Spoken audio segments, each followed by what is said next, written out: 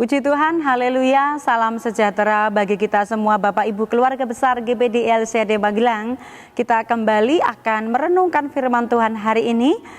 Kita akan sama-sama membuka Alkitab kita di dalam Yesaya pasal 40 ayat 1 dan 2. Yesaya 40 ayat 1 dan 2, demikianlah bunyi firman Tuhan. Hiburkanlah umatku, demikian firman Allahmu. Tenangkanlah hati Yerusalem dan serukanlah kepadanya bahwa perhambaannya sudah berakhir, bahwa kesalahannya telah diampuni, sebab ia telah menerima hukuman dari tangan Tuhan 2 kali lipat karena segala dosanya. Puji Tuhan Bapak Ibu, saya memberikan tema firman Tuhan dalam renungan ini yaitu kabar baik, ya. Berita yang paling dinanti-nantikan oleh seorang tahanan, ya, oleh seorang yang mungkin sementara ada di dalam kurungan atau di dalam penjara. Tentu saja yang dinantikan adalah di mana hari pembebasan tiba, hari kelepasan itu tiba.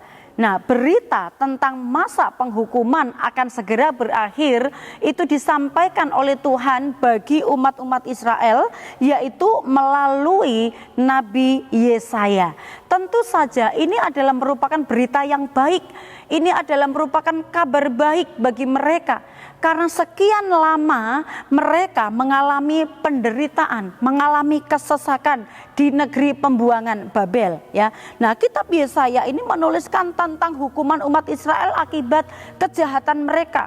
Juga sekaligus menyampaikan tentang Tuhan akan melakukan pemulihan bagi mereka asalkan mereka kembali dan bertobat kepada Tuhan, berbalik dari kejahatan-kejahatan mereka. Tuhan memberikan kabar baik ini melalui Nabi Yesaya bahwa umat-umat Israel dikatakan masa kesesakannya, masa hal-hal yang tidak baik yang dialami oleh mereka itu akan mengalami masa-masa akhir dikatakan. Oleh karena itu di ayat 1, hiburkanlah umatku. Mereka sementara menghadapi penderitaan, tetapi penghiburannya adalah kabar baiknya bahwa masa kesesakan mereka akan segera berakhir. Nah, kabar baik bagi umat Israel dalam pasal ini adalah merupakan jawaban atas penantian umat-umat Tuhan yang begitu lama ada di dalam penderitaan, ya. Nah, oleh sebab itu kalau kita melihat kabar baik yang diterima oleh mereka, kabar baiknya apa? Di ayat yang kedua bagian A adalah perhambaan yang mereka alami itu akan segera berakhir, ya. Nah, perhambaan yang disebabkan oleh kejahatan mereka, perhambaan yang disebabkan oleh dosa-dosa mereka itu dikatakan akan segera berakhir. Karena yang menyebabkan mereka mengalami sebuah penderitaan atau perhambaan mereka di dalam pembuangan di Babel itu adalah karena kejahatan mereka sendiri, karena dosa-dosa mereka sendiri. Kemudian kabar baik yang kedua yang kalau kita membaca di ayat ini, ayat 2 bagian B adalah karena kesalahan mereka diampuni. Bapak Ibu, merupakan hal yang sangat membahagiakan. Kalau misalnya kita bersalah kepada seseorang, itu pasti membuat hati kita gelisah, membuat rasa hati kita tidak enak, ya. Tetapi ketika kita tahu orang itu mengampuni kesalahan kita, di hati kita mungkin merasakan kelegaan tersendiri. Ini juga yang dialami oleh umat-umat Israel. Kesalahan mereka diampuni, dan orang yang diampuni kesalahannya itu tentu saja mendatangkan kebahagiaan, mendatangkan sukacita. Umat Israel sekian lama ada di bawah perhambaan, di mana di bangsa atau di negeri Babel. Ya, mereka dibuang ke sana dan mereka mengalami perhambaan di sana, mengalami hal-hal yang di mana mereka harus mengikuti aturan-aturan mereka, mengikuti hal-hal apa yang mereka harus buat, ya. Nah, oleh sebab itu mereka juga ada di antara umat-umat Tuhan yang di negeri pembuangan ini tentu saja mengalami sesuatu hal tekanan, ya, atau keterpurukan. Karena mereka tidak dapat bebas seperti ada di negeri mereka sendiri. Lalu bagaimanakah dengan kabar baik yang mereka dengar ini, Bapak Ibu, ya? Kabar baik itu diresponi oleh mereka, harusnya mereka meresponinya seperti kata firman Tuhan ini ya. Untuk meresponi kabar baik ini ada hal-hal yang mereka harus kerjakan di ayat 3 bagian A ya. Ayat 3 bagian A yang mereka harus kerjakan meresponi kabar baik dari firman Tuhan ini adalah persiapkanlah di padang gurun jalan untuk Tuhan. Jadi sebelum mereka mengalami pemulihan Tuhan, mengalami dipulihkan oleh Tuhan, karena kabar baiknya adalah mereka akan dipulihkan oleh Tuhan tentu saja ya, karena dosa-dosa mereka diampuni oleh Tuhan dan Tuhan mau melakukan pemulihan bagi mereka, maka mereka harus mempersiapkan jalan bagi Tuhan.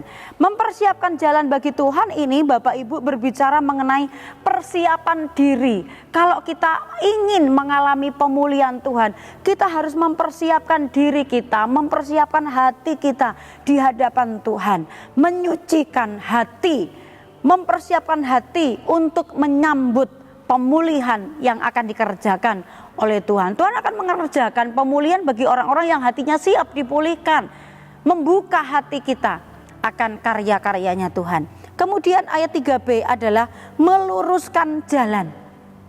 Meluruskan jalan ini adalah dalam perjalanan hidup kita. Hidup kita harus lurus sesuai dengan firman Tuhan. Kalau hati kita sudah siap, maka kita mulai menata perjalanan hidup kita.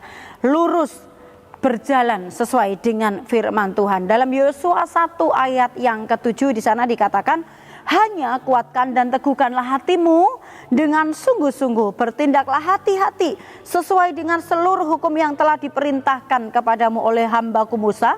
Janganlah menyimpang ke kanan atau ke kiri, supaya engkau beruntung kemanapun engkau pergi. Firman Tuhan yang disampaikan kepada umat-umat Israel adalah supaya mereka menguatkan hati, meneguhkan hati dengan sungguh-sungguh memperhatikan firman, bertindak hati-hati sesuai dengan seluruh firman Tuhan. Dan mereka tidak menyimpang ke kanan atau ke kiri, tetapi berjalan lurus sesuai dengan kehendak firman Tuhan ya. Ini yang mereka harus persiapkan untuk mereka mengalami pemulihan daripada Tuhan, karena kabar baik yang akan membawa pemulihan, keselamatan bagi mereka, maka mereka harus mempersiapkan seluruh kehidupan mereka.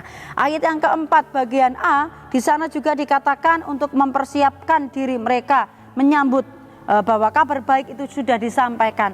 Mereka harus menutup lembah-lembah ya. Jadi lembah itu harus ditutup. Apa? Lembah itu adalah tempat di mana ada penurunan ya, mungkin ada gelombang-gelombang. Nah, ini hidup yang tadinya tidak berkenan, yang masih penuh dengan lembah-lembah yang berlubang harus ditutup, ditimbun dengan apa? Hal-hal yang baik, dengan kita melakukan firman Tuhan, melakukan apa yang dikehendaki Tuhan untuk menutup dari segala hal-hal yang kurang berkenan di hadapan Tuhan. Kemudian ayat 4 bagian B, gunung dan bukit harus diratakan. Ini juga berbicara tentang kehidupan yang jahat, kehidupan yang penuh dengan hal-hal yang tidak berkenan tadi itu harus dibuang. Kita harus meninggalkan dosa. Semua harus diratakan. Nah, kalau kita meresponi kabar baik, hal-hal baik, pemulihan yang baik yang akan dikerjakan oleh Tuhan, dan kita mempersiapkan diri dengan sepenuh hati, dengan sungguh-sungguh di hadapan Tuhan, maka kita akan menikmati hasilnya. Di ayat yang kelima di sana dikatakan kemuliaan Tuhan nyata di dalam hidup kita. Kemuliaan Tuhan akan dinyatakan atas kehidupan kita. Kita percaya kalau Tuhan yang berjanji memulihkan, asalkan kita berlaku seperti yang dikehendaki oleh Tuhan, maka janji dari firman Tuhan itu pasti akan digenapi. Kalau Tuhan berjanji akan memulihkan, kabar baiknya adalah umat-umat Tuhan akan dipulihkan. Tuhan akan menyatakan kemuliaannya, dan Dia berjanji Dia pasti akan menggenapi, asalkan kita juga mengerjakan apa yang menjadi bagian kita. Waktu Tuhan akan memulihkan hidup kita, Tuhan berfirman, Tuhan juga pasti yang akan melaksanakannya. Tuhan tidak pernah mengingkari janji, Tuhan tidak pernah mengingkari firman-Nya, dan Dia pasti akan melaksanakannya sesuai dengan firman-Nya. Mari kita meresponi setiap firman Tuhan, karena di dalam firman Tuhan ada banyak janji-janji Tuhan. Bapak Ibu, kalau Tuhan berjanji, Tuhan pasti menggenapi. Dia yang berfirman, Dia yang akan mengerjakannya dan melaksanakannya. Oleh sebab itu, mari kita meresponi firman yang membawa kabar baik bagi kita, yang sudah mengampuni dosa-dosa kita dan menyediakan hidup kekal bagi kita di sorga.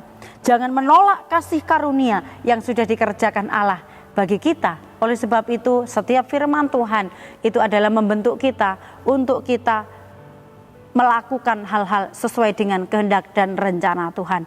Oleh sebab itu Bapak Ibu, biarlah firman Tuhan yang menjadi kabar baik bagi kita terus mendengar, bukan hanya mendengar tetapi meresponinya, dan kita bersyukur atas setiap firman yang kita boleh dengar, yang boleh kita lakukan, dan kita boleh menerima kemuliaan daripada Tuhan. Terimalah kabar baik firman Tuhan ini sehingga kita mengalami keselamatan dan kemuliaannya Tuhan.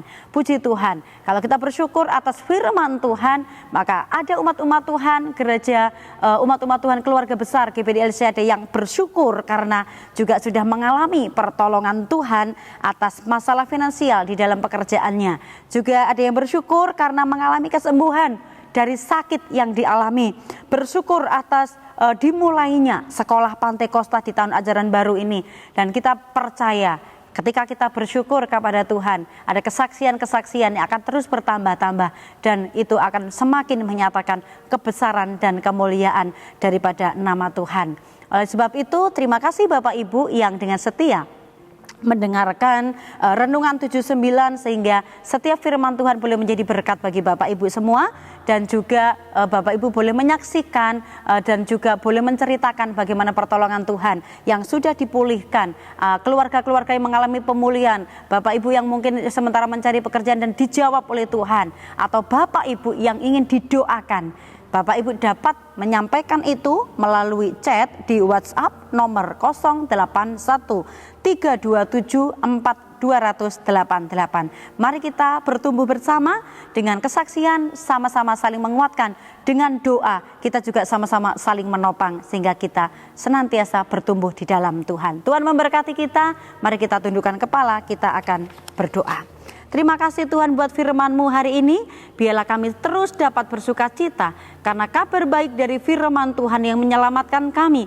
Kabar baik dari firman Tuhan yang menggenapi janji-janji-Mu untuk senantiasa menolong dan menopang kehidupan kami. Berkati umat-umat-Mu, keluarga besar GPDI LCD Magelang, untuk senantiasa percaya bahwa firman Tuhan itu adalah merupakan kabar baik yang menyelamatkan dan menjadikan kami semakin teguh berpegang akan setiap firman-firman Tuhan. Terima kasih Tuhan Yesus, teguhkanlah pada umat-Mu gereja GPD LCD Magelang janji-Mu yang berlaku bagi umat-Mu GPD LCD yang takut kepadamu.